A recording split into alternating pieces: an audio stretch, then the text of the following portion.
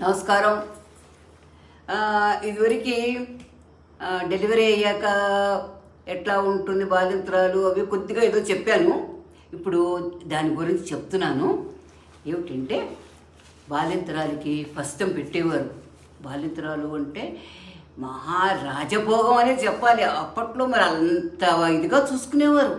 బాలింతరాలు అంటే పసిపిల్ల తల్లి అని ఎంత ఇదిగా చూసేవారు. ఆ అమ్మాయిని అంత ఇదిగా చూసేవారు.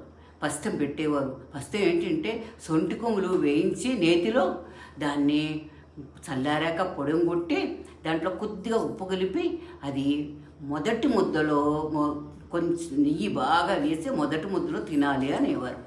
తర్వాత వెల్లుల్లిపాయల కారప్పొడం కొట్టి అది వేసేవారు.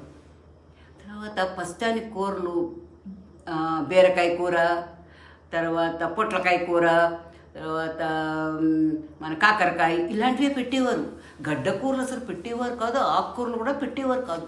అట్లాగా పస్తం పెట్టి మంచిగా చేసేవారు. తర్వాత 21 రోజు దాకా చీపురు ముట్టుకొని ఇచ్చేవారు కాదు, ఏ పని చేయనిచ్చేవారు కాదు.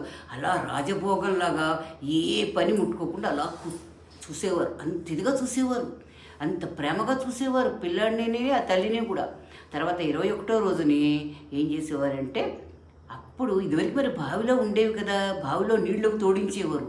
అట్లాగే ఇప్పుడు కూడాను 21వ రోజుని సాయంత్రం బాలింతరాల చేత మరి ఇప్పుడు మరి బాగా మనకి బావులు లేవుగా, అందుకోసం ఒక బకెట్లో నీళ్లు పోసి ఓ చెమ్ముకి తాడు కట్టి అలా అలా తోడించి చేసేసి ఓ ముత్తైదుకి బొట్టు పెట్టి తంబలో దిప్పించి ఈ కాయపుండ అందులో పెట్టి వెల్లుల్లిపాయలు కాయపుండ పెట్టి ఆ ముత్తైదుకి ఇప్పించేవారు.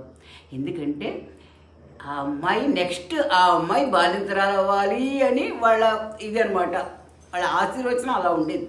ఇప్పుడు ఆ బాలింతరాలు లడ్డు అంటే కాయపు లడ్డు అనేవాళ్ళం.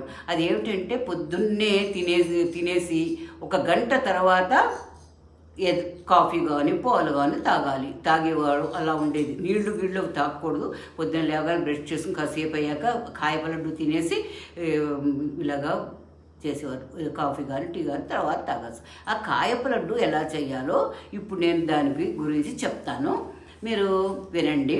ఫస్ట్ ఏంటంటే కాయపు లడ్డూకి మనం సొంటి కొమ్ములు 1 పావు, తర్వాత జీలకర్ర 100 గ్రాములు, వాము 100 గ్రాములు, దాల్చిన చెక్క 20 గ్రాములు, తర్వాత జాజికాయ 2, పిప్పళ్ళు 20 గ్రాములు అట్లా సరిపోతాయి పిప్పళ్ళు.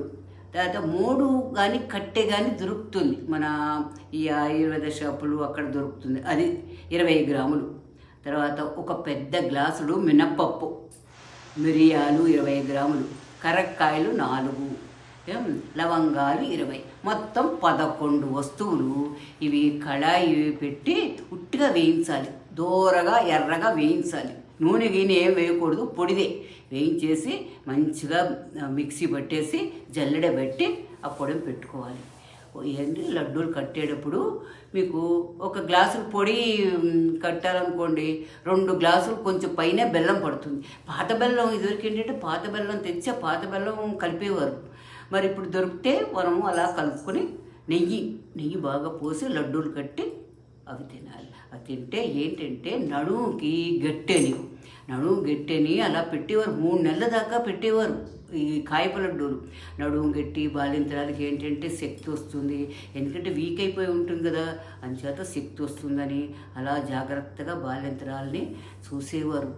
పెద్దవాళ్ళు ఉండేవారు, వాళ్ళు వెనకాల అలా అన్నీ చూసేవారు, అన్నీ పెట్టేవారు. ధన్యవాదాలు.